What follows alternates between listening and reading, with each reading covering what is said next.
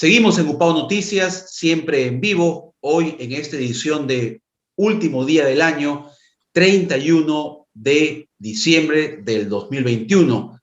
Y vamos a conversar de un tema muy importante, uno de los aspectos que ha sido más golpeado durante este problema de la pandemia, además de la salud, que es lo más importante. También se vio afectado el año 2021 la situación económica.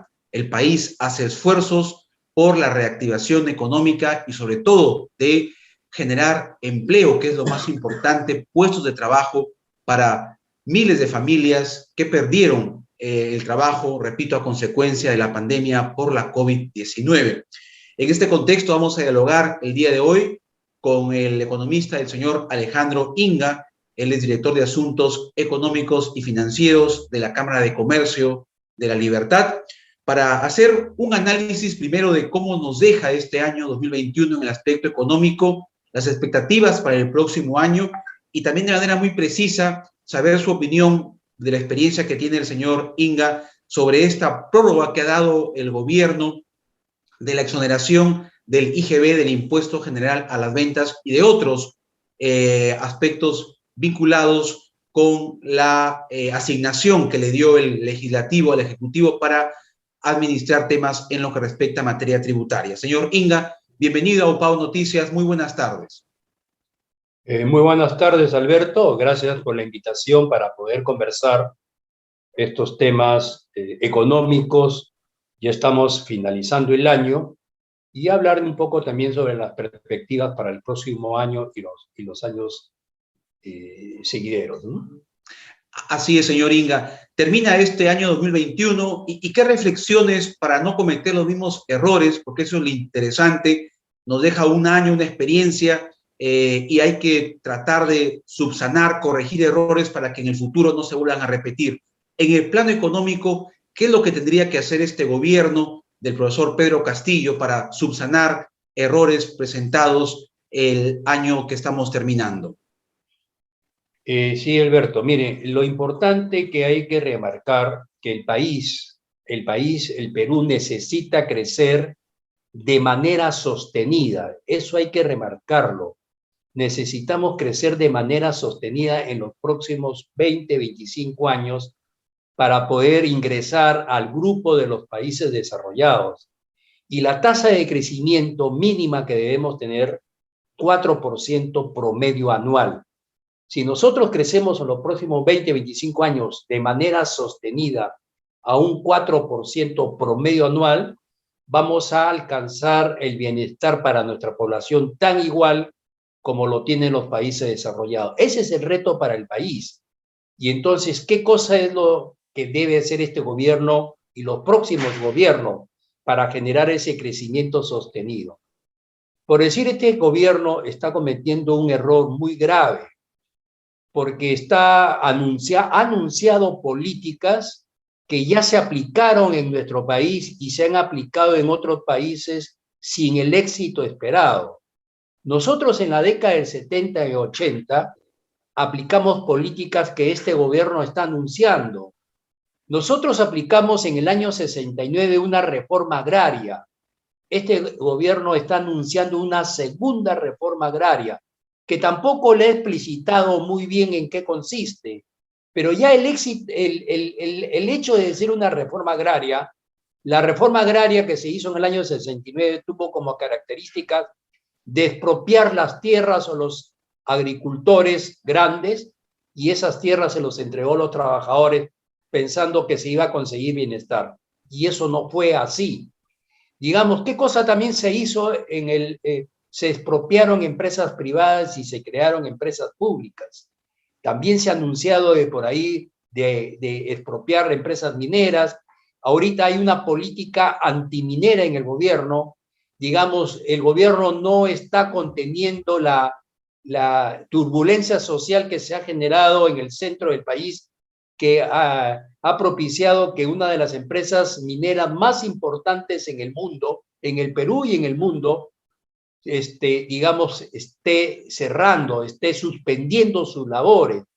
Entonces, si queremos crecer de manera sostenida en los próximos años a una tasa de 4%, se debe crear las condiciones propicias para que el sector privado invierta.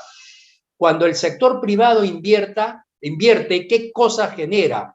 Nuevas empresas, genera empleo y genera crecimiento de la economía porque incrementa la producción.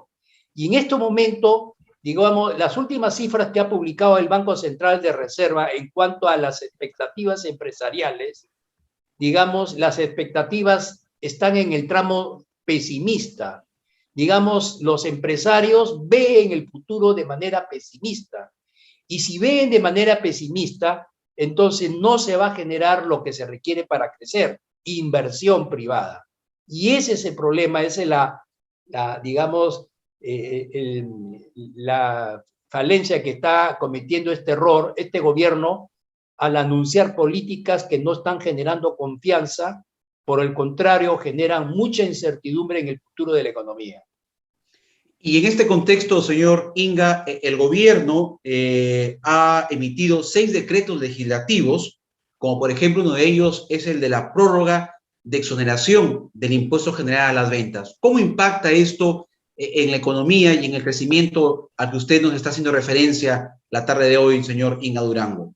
Sí, a ver, en este momento hay un problema en el país que es la inflación. Nosotros hemos tenido una inflación promedio anual en los últimos 20 años de 2.6%. La inflación promedio anual 2.6%. Este año, el 2021, vamos a cerrar con una inflación de 6%, alrededor de 6% a la inflación. Por eso que las amas de casa, las familias, y principalmente la de menores ingresos, están preocupados porque los precios están subiendo en el mercado. El precio del arroz, el precio del azúcar y de muchos productos que son importantes en la canasta de consumo. Y esos precios, esta inflación de este año, gran parte es porque los precios en los mercados internacionales de los principales insumos está subiendo. Ha subido el precio del petróleo, el precio del trigo, el precio del maíz, el precio del aceite de soya. Esos son insumos importantes que se utilizan no solamente en el Perú, sino en todos los países del mundo como insumos para producir bienes. Por eso que la inflación en el mundo en estos momentos, los precios han subido en todos los países del mundo por este efecto del alza de los precios internacionales. Pero ¿qué sucede? En el Perú, adicionalmente a esas causas, los precios están subiendo por el alza del tipo de cambio, porque muchos de los productos que nosotros consumimos importamos o importamos materia prima. Por decirte, para fabricar pan tenemos que importar trigo. Para fabricar, digamos, para dar alimento a los pollos tenemos que importar maíz amarillo duro. Y cada vez que sube el dólar, el precio del dólar, esos productos se vuelven más caros en dólares y cuando se convierten a soles los costos aumentan. ¿Y por qué está subiendo el dólar? Porque en este momento los agentes económicos no tienen confianza en este gobierno. ¿Qué cosa es lo que están haciendo para protegerse de posibles fenómenos desfavorables como los que se generaron en los años 80? Están comprando dólares y los dólares los están enviando fuera del país. Están sacando sus capitales del país porque quieren protegerse ante posibles consecuencias nefastas si se aplican todas esas políticas que se han anunciado. Entonces, al subir el dólar más el alza del precio de los insumos, eso está generando que en este año la inflación esté 6%. Esperamos que en el próximo año, ya que los precios de los insumos industriales en el mundo van a bajar, la inflación también baje. Pero a eso también debe contribuir las políticas que el gobierno anuncie. Deben ser políticas que generen la confianza para que los inversionistas se queden en el Perú, inviertan en el Perú, no estén sacando sus capitales y no estén comprando dólares. Ahora, ¿qué reflexiones le genera, señor Inga, estas políticas de salud que ha anunciado el gobierno ayer, como por ejemplo del de limitar o el de impedir el acceso a las playas en fechas donde se proyectaba una reactivación económica. Hemos visto que el turismo, el área de restaurantes, el comercio, los servicios se han visto pues muy golpeados por la pandemia de la COVID-19 y ya en una oportunidad como usted tuvimos, conversamos sobre ese tema. Ahora el gobierno ha dicho el 31 y primero no hay acceso a las playas y eso cómo impacta en la economía, en la reactivación de la economía de esos empresarios que habían centrado pues su expectativa en estas fiestas de fin de año, señor Inga. Sí, hay un dilema importante entre salud y economía. Digamos, el año pasado nosotros tuvimos una caída en el Producto Bruto Interno, la economía retrocedió 11% el año pasado. ¿Y a qué se debió esa caída? Porque el gobierno dispuso políticas para cerrar gran parte de la actividad productiva, generalmente en aquella actividad donde había mucho contacto entre los usuarios, los consumidores, y eso era el sector turismo, es uno de los más afectados. Entonces, el sector turismo se ha visto afectado el año pasado y este año que se esperaba su reactivación todavía no se genera y producto que se esperaba de estas fiestas de fin de año, reactivar el turismo, reactivar los restaurantes, todo, el gobierno se ha visto la necesidad de prohibir y creo que ese es el dilema. Si quiero mejorar la salud, evitar la propagación del virus, tengo que tomar algunas medidas que están afectando en este caso a los restaurantes, hoteles y todos aquellos servicios que están ligados al turismo.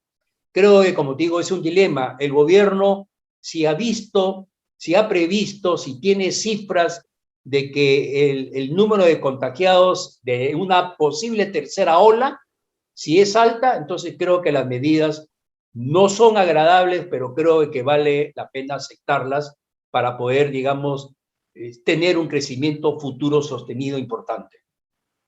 Bien, y por último, señor Inga, es importante también no dejar pasar esta oportunidad sobre un proyecto que está postergado tantos años como es el de Chavimochi. ¿Qué expectativas tiene usted como economista y de su experiencia? ¿Qué puede pasar con Chavimochi cuando estamos a la espera del laudo de justicia, el veredicto de la Corte respecto a este problema que está en arbitraje? Sí, la paralización del proyecto de Chavimochi es su tercera etapa, principalmente en la construcción de Palo Redondo, el reservorio de Palo Redondo, que ya son casi 5 años que está paralizado por este problema de que se descubrió toda la corrupción de Odebrecht, la empresa constructora que tenía a cargo este proyecto. Entonces, hace 5 años que está paralizado. Creo que el gobierno regional de La Libertad, bajo la dirección del ingeniero Yempén, ha hecho todos los esfuerzos posibles para reactivar este proyecto lo más pronto posible. Digamos, no se ha podido porque ya es una decisión política. Inclusive el proyecto antes estaba en manos del gobierno regional, ya ha pasado a manos del Ejecutivo, está en manos del Ministerio de Agricultura. Hay muchas reuniones que se hacen para poder revertir esta paralización, porque el proyecto, la presa de Palo Redondo tiene una importancia importante para la economía de La Libertad. Para que nosotros tengamos más o menos una idea, en la primera y segunda etapa de Chavimochi se han comprado, los inversionistas compraron alrededor de 60.000 hectáreas. De las 60.000 hectáreas, más o menos 22.000, 23.000 están en producción. En estos momentos, 22.000 hectáreas de las que compraron están en producción. ¿Y por qué están en producción? Porque tienen agua. Pero esas otras 25.000 hectáreas que se compraron, que están paralizadas, no pueden producir porque ya no hay el agua suficiente. Por eso era la importancia de la presa de Palo Redondo, porque la presa de Palo Redondo se culminaba y a los 6, 8 meses esas 25, 26.000 hectáreas que ya el sector privado las tiene listas, hubieran tenido agua y comenzar a producir. ¿Y cómo se hubiera incrementado la economía de La Libertad? se hubiera incrementado el empleo, más o menos 150.000 puestos nuevos de trabajo. Eso es importante cuando estamos en una economía que requiere trabajo. Las exportaciones en el primer año se hubieran incrementado en 400 millones de dólares de productos de agroexportación. La economía se hubiera generado todo el dinamismo hacia otras actividades también. Creo de que eso es importante y creo de que la libertad a través de sus autoridades deben exigir al gobierno que tome las medidas adecuadas como para poder, digamos, este proyecto nuevamente estar en operación, porque son 5 años que está paralizado y si se entra a un proceso judicial internacional que lo puede denunciar la empresa, en este caso Odebrecht, entonces vamos a tener 3 o 4 o 5 años más de paralización con consecuencias muy graves para la economía de la libertad. Bien, le agradecemos por esta amplia información, señor Alejandro Inga, economista, director de Asuntos Económicos y Financieros de la Cámara de Comercio. Estamos haciendo este análisis del año que termina en materia económica y las expectativas para el próximo año. Muy amable, señor Inga, y un exitoso año 2022. Muchas gracias. Gracias a ustedes, un feliz año para ti, tu equipo y todos los televidentes que nos están escuchando. Muy amable, gracias. Bien, gracias a usted. Vamos a ir a una pausa y continuamos con más información en esta última edición del año 2021.